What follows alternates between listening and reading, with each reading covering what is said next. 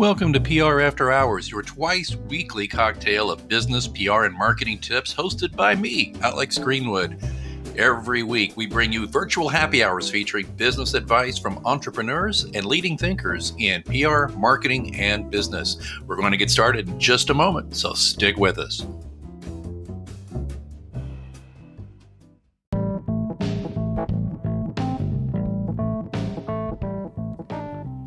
Hi, this is Julie Cortez, freelance rock star, coming at you. You are listening to PR After Hours.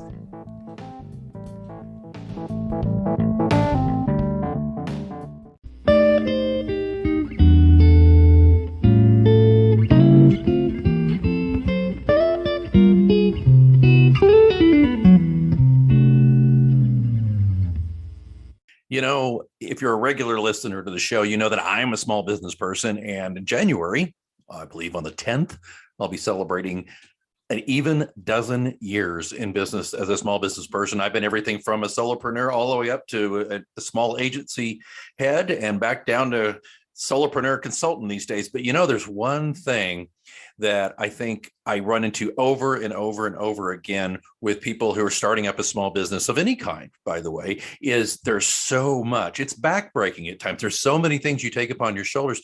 And a lot of small businesses are so focused on, this is what I do, this is what I want to do. They don't think about the time saving, effort saving, gray hair forming, all the things that could go wrong, stuff that is out there that you can do, though. There's things that you can do that can eliminate a lot of that, or at least make the load a little lighter. And that's why I'm very excited to speak with Rick Lozano today.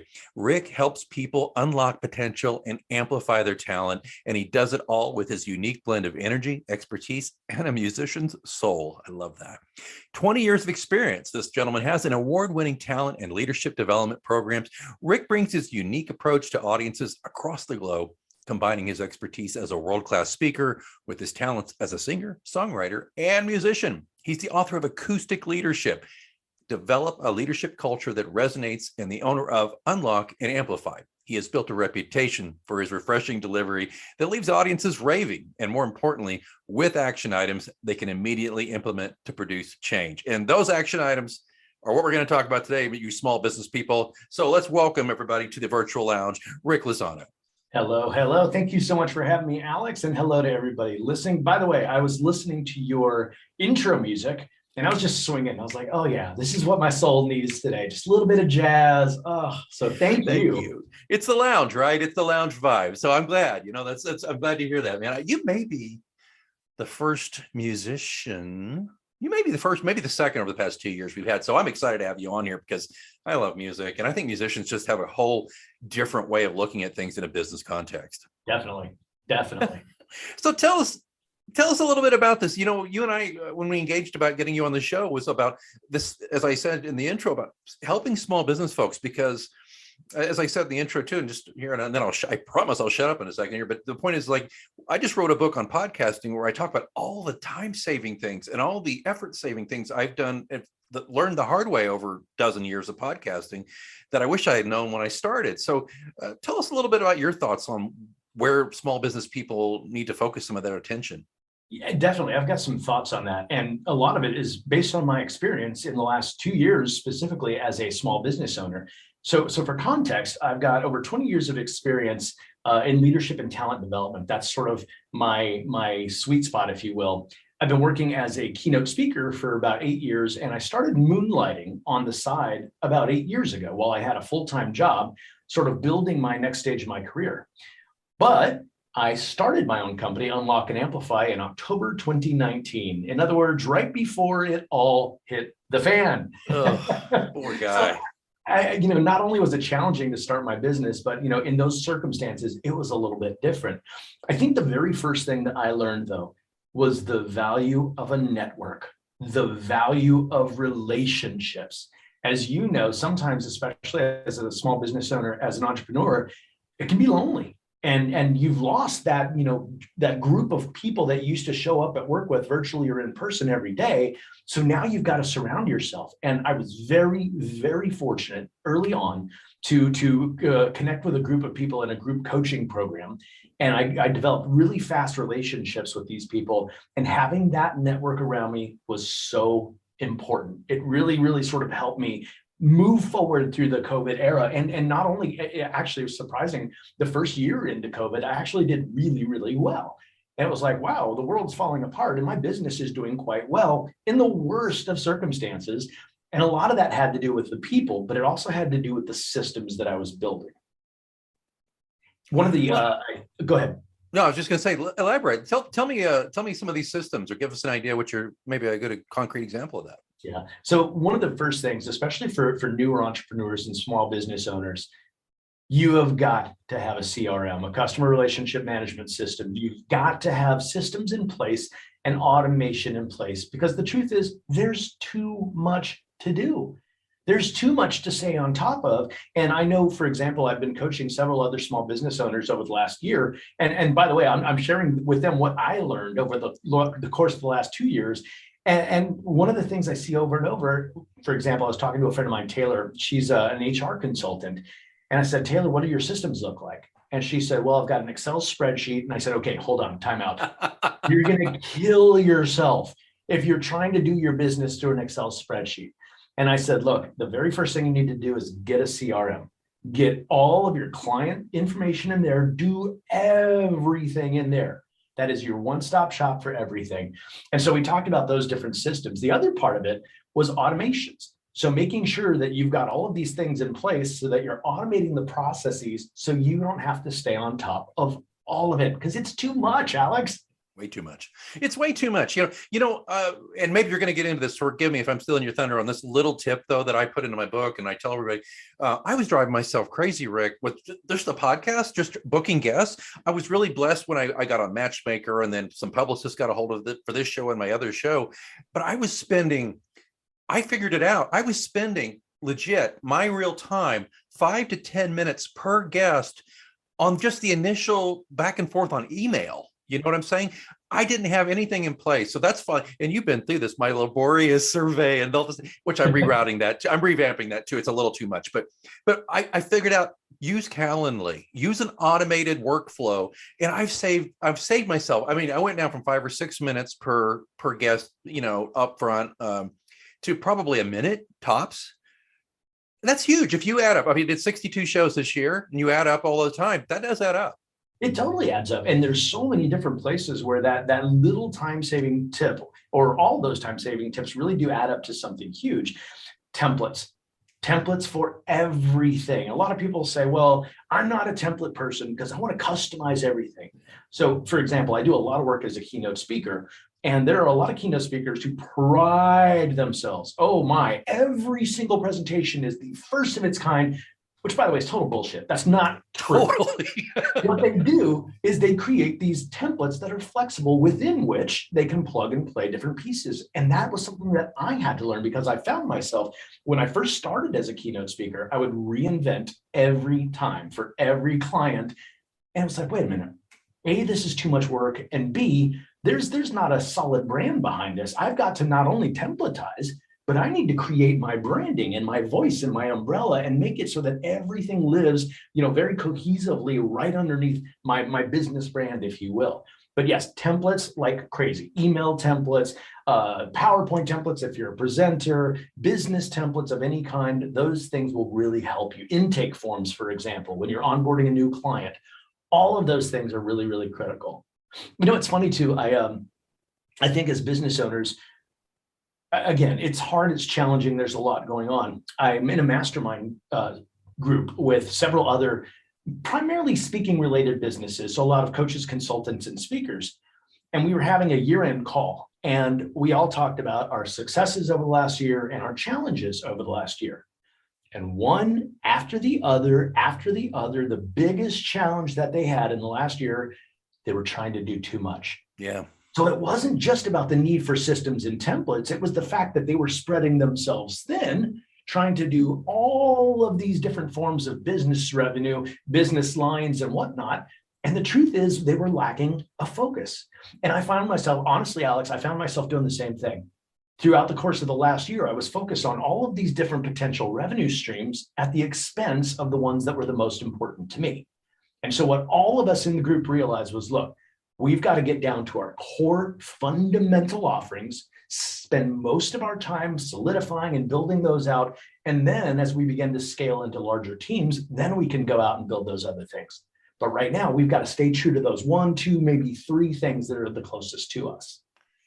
Rick, okay, confession time. When you go into business, right? You're betting it all in a lot of ways, right? And then something comes across the transom that maybe is not exactly your sweet spot, but you can do it, and it's money. But here's my experience. You tell me, brother. Besides the fact you're going to wear yourself out trying to be all things to all people, right? You're not going to do an A+ job every time because it's not your core competency. You might do a B- job. You might even do a B+ job.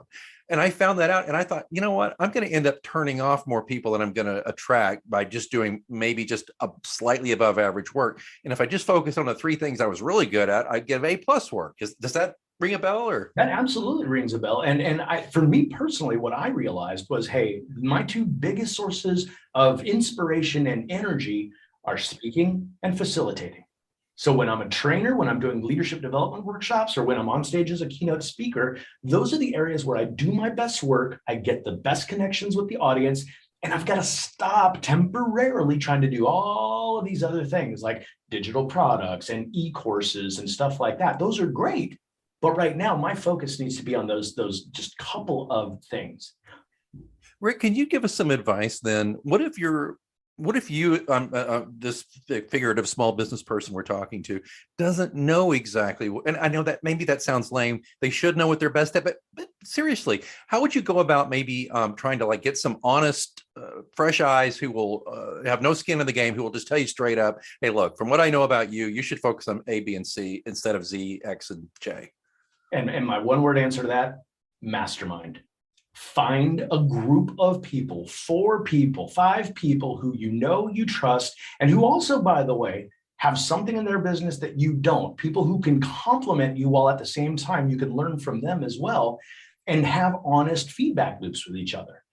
That was one of the things that not only did I join a group coaching program, but we had an offshoot of that with, I believe there's 5 of us total in this program. And we would meet every 2 weeks, and we would have these types of conversations, to your point, Alex, about what's working and where do we need to focus. And by the way, they called me out on it one day.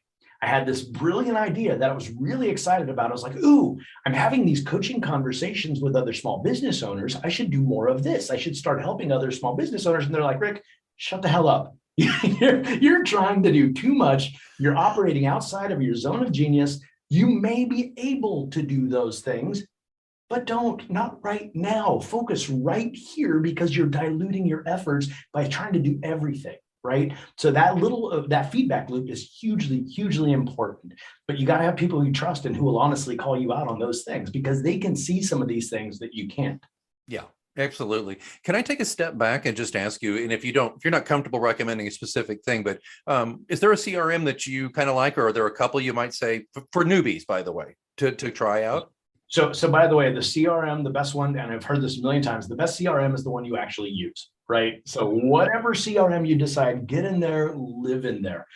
I have been a huge fan of Zoho One.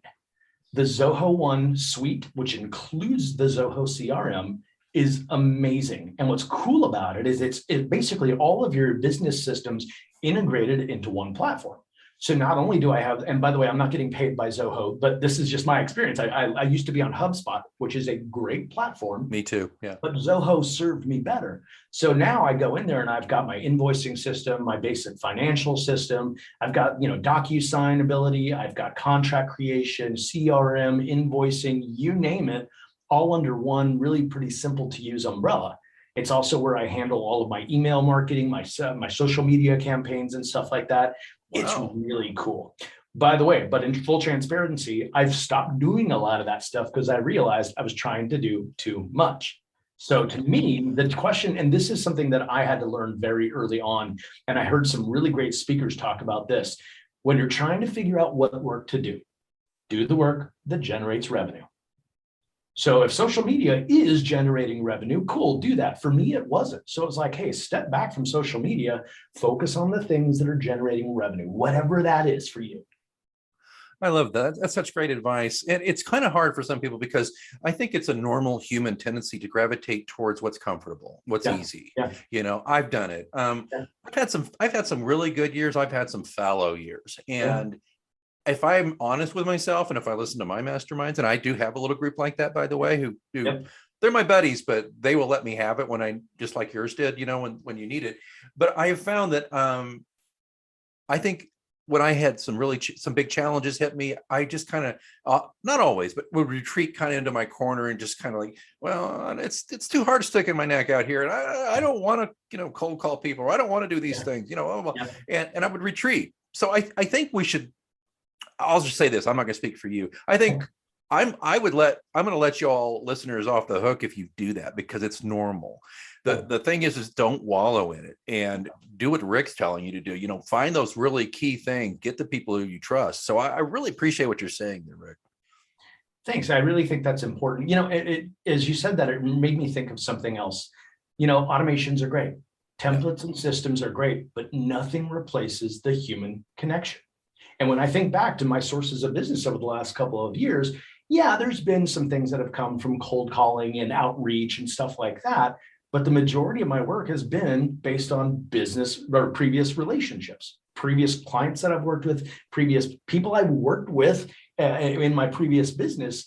And those things is where the majority of my, my success has been, from relationships that I've built. I really can't overstate the importance of relationships, real relationships. A good point. Tell us a little more about Acoustic Leadership, would you? I'd love to. So Acoustic Leadership, Develop a Leadership Culture That Resonates, is the book that I released this last June. And it is essentially trying to get back to the basics of what we really need from leaders, while at the same time presenting it in a consumable, entertaining sort of way. Now, the very first thing when people say, why are you writing a leadership book? There's a gazillion of them. And I said, you're absolutely right. Matter of fact, when I did a Google search, there was 561 million ideas on how to be a better leader. So why bother? And my answer to that was, well, we're still having challenges that we haven't solved yet. I know one of your recent podcast guests was talking about the Great Resignation and so on, and we see this disconnect between leaders and the people that they're leading. And the other thing that really stood out to me was information without emotion means nothing. We live in a world of infinite information. I can know, quote unquote, anything in a 2-second Google search. But all that information without an emotional connection means nothing. And that's what I wanted to bring to the conversation.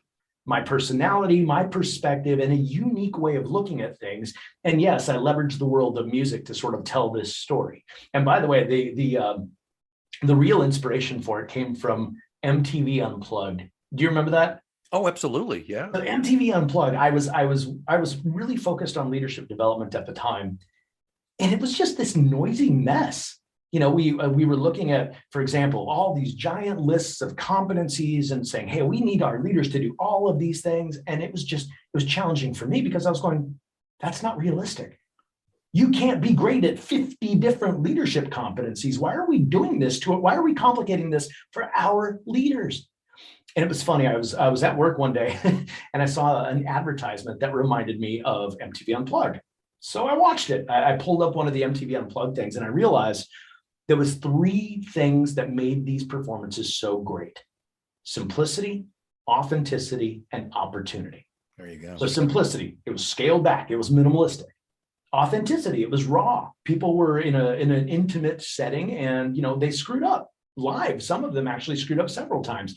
And then finally, it was an opportunity to do things differently, both for the artists and for the musicians. And I realized that those 3 concepts, simplicity, authenticity, opportunity, when we talk to leaders, these are 3 buckets or 3 pillars from which they can do anything. Simplicity, make it easy for people to do their best work. Authenticity, like we've been talking about, build these authentic relationships of trust and accountability. And then finally, opportunity. Use your platform to give other people the opportunity to grow. When I think about leaders who had the biggest impact in my career, it's those people who gave me a chance, who gave me an opportunity that I didn't even know existed. You know, what's funny too, is as I wrote the book, I began realizing that everything I'm talking about goes far beyond leadership. It's how to be a good business person, an entrepreneur, how to be a good teammate, all of these concepts, you know, to our points here, right? Simplicity, make your systems really simple and automated. Authenticity, build those relationships with each other. Opportunity, say yes. When the right opportunity is in front of you, even if you're scared, go for it. Man, you make it sound so easy, but I know it's not. These are hard learned lessons, my friend. I know this, right? Hey, by the way, one thing on that, and I have to say this: say no. If your gut is telling you this is not the right client, say no. I made this mistake very early on in the COVID era, of course, because I was operating from that place of scarcity. I was like, oh crap, I don't know when I'm going to get my next paycheck. And so I had a client reach out to me, and something just didn't feel right. But I was going, well, you know, I need the money. Alex, it was a bad idea. Not only did I make less money, I spent so much more time dealing with this one bad fit client that it just wasn't worth it. If something doesn't feel right, say no. Man, I could do an hour on that in the past 12 years. I mean, you know, because you're operating from a position of scarcity. But the thing to remember, this is something somebody told me a long time ago that I should have remembered a couple of times in the past 12 years, is no is a complete sentence. Oh, yeah. What I like to do when it's a no, though, I'd like to send them away with a recommendation to someone else. Yep. And because, and I don't know your exact situation, but my no's have not usually been because I think, oh, they're just bad people or anything. It's a bad fit. But I happen to know some people who might be a better fit. You know, they have better capabilities in this area. But it's like I said to you earlier, Rick, is that I was often willing, just from the scarcity position, to go grab at whatever. And I ended up satisfying nobody. In fact, a couple of situations, pretty sure I hurt myself, because I'm sure people said, well, that guy, he was a bust, you know, because I wasn't the right guy for them. Okay. Yeah. I love that. Well, gosh, I could go on and on. You speak all over the place, don't you? I try to, sure. Yeah. Yeah. Where do you, what's the circuit we might find you on? Is it just everywhere? Or? You know, these days it's just about everywhere. And of course, like so many other people, I've also transitioned to the virtual world. So I do a lot of work from here in my home office, but the speaking world is picking up again. We're hopefully turning that COVID corner. And so I'm starting to travel a lot more. I've got an HR conference, for example, in March that I'm heading to in Oakland, a talent development conference in May that I'm speaking at, and just lots of other opportunities with just different companies. So starting to get around a little bit more, and it's exciting to be back in front of people again. Yeah, I miss speaking. I miss it terribly. I haven't got anything set up yet, but I hope to next year. I had to wipe out half a dozen things right when COVID hit. It just drove me crazy. Well, have guitar will travel. I know that's true. Hey, before we play out a little bit here, love it. Could you tell everybody how to connect with you and find out more information about what you do and how to get in touch? So the easiest way is going to my website. It's ricklozano.com, and that's Lozano. If you want to reach out to me directly right there on my website, you can get my email address. You can also book time on my calendar if you want to talk about business opportunities or, potentially having me come into your organization. So ricklozano.com is the place to go. The book, easiest way to get it is Amazon, of course. So Acoustic Leadership, develop a leadership culture that resonates. And yeah, that's the easiest way to reach out to me. Rick, first of all, the regular listeners know that you go to prafterhours.com and there'll be a complete page for this episode in the show notes, and you'll have a picture of Rick, and he'll probably have a guitar. If not, you can envision this, but be a picture of Rick. There'll be links to everything we've discussed, including buy links to the book. But I'm just wondering, Rick, and this may be, he's already strapping on a guitar. Brothers and sisters, Rick, by the way, he's got a Spotify channel. He's got an album and everything, right, Rick? You do, don't you? 6 albums of original music on Spotify. Yeah. That's crazy. Rick, would it be too much to ask for you to play us out today?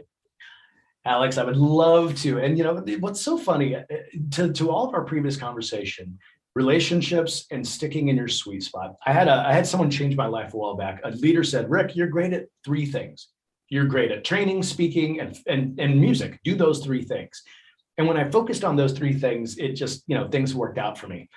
And, as we mentioned, I'm a quote unquote real musician. I've got a lot of, original music, but one of the things that I'm really good at is writing funny songs. It comes naturally to me. And for the longest time, I was like, well, I'm a serious musician and I don't want to put that into the world. And then finally I said, you know what? It's fun. It's funny. Why the hell not? So these days I'm totally loving it. All right. So the last bit, relationships. Yeah. I spent a lot of time on LinkedIn. And as you and I both know, there's some great stuff on LinkedIn. And then there's the 4 messages I got this morning that were straight up sales pitches. So I used some of those exact sales pitches, Alex, and I wrote a song about LinkedIn. It's called I'd Love to Connect. All right, here we go.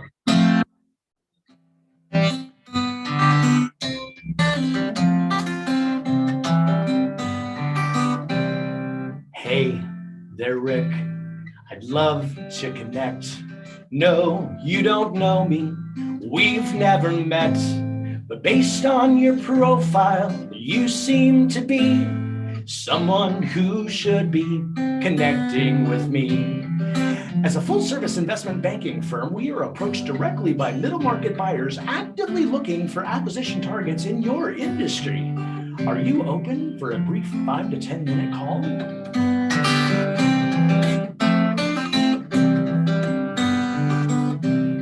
Hey there, Rick. Do you have some time? In just 20 minutes, I'm sure that you'll find our B2B solution cuts through the mess and directly enables your business success. I work for an investment firm and we just launched a new accelerator academy that helps early stage companies get to market better, faster, and cheaper. We should chat. But Alex, you know that when you don't respond, sometimes things get weird. They get dark. Hey there, Rick. You have yet to reply. I'm following up as I'm curious why. Unlimited success for a nominal fee. You really should be connecting with me. Don't you want to be successful? No. Here's the thing. Your approach is all wrong. Almost like something in a parody song. I'm not even remotely a fit. Did you look at my bio? Did you give a shit? You didn't even try to figure out who I am. This message is headed directly to spam. Hey, meeting planner. My name is Rick. I'm a dynamic speaker who might do the trick at your zoology convention in Orlando next fall. Would it make sense if we jumped on a call? I think it would. Hey there, Rick. I'd love to connect. The LinkedIn song. I was just going to be quiet, let this fade out. I have to say, my jaw hurts from laughing and smiling during this whole song. Oh man, Rick Lozano, not only are you a delight and you have some great insights, you're obviously a talent. Thank you so much for joining us here in the virtual lounge today. Alex, I can't thank you enough. Thank you for helping people, even like me, business owners everywhere, entrepreneurs. Thank you for putting the good word out there and for helping so many of us. Thank you so much for having me. Oh, you know what that means? Looks like it's last call here at your virtual lounge for PR news, views, and interviews. Don't forget, you can ask me a question anytime. You can do it through our Twitter account, which is @HoursPR, or even better, you can send me a message vocally. I would love to hear your voice, and I'll answer it on the show. There's a link in the show notes. All you have to do is sign up through Anchor FM. It's free, doesn't take long, and you record your message. I get the message. I will play your audio. Just give me your first name and the city you live in, and then I will answer the question to the best of my ability right here on the show. Don't forget to, if you're enjoying this podcast, you can support it and help increase the frequency and value of the show. Just consider being a sponsor for your brand or your agency or just yourself because you're like, I like this show. or just drop a few coins in the virtual tip jar. Either way, there's links in the show notes. Please check that out. All of that, of course, being in the show notes where you're listening right now or at prafterhours.com. I see that they're turning up the lights. Last call is over, and I've got to clean up this virtual lounge. And until next time, I'm Alex Greenwood, and you've been listening to PR After Hours on Anchor FM.